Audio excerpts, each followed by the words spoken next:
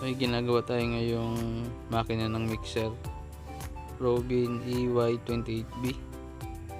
Ito ay naubusan ng langis dahil yung kanyang drain plug ay nagluag. Ang nangyari sa kanya ay pumakat ang kanyang connecting rod. Halos di na maikot yung sigunyal. Wala tayong mahanap na pamalit na connecting rod, kaya ang gagawin natin ay lilihain na lang natin para umikot uli ng maaluan.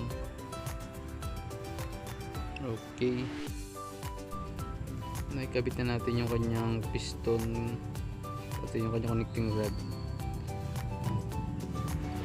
Yan, maaluan na siyang ikutin, halos naikot na ng kamay. Subukan natin isalpak yung kanyang top cover para malaman natin kung hanggang na siya.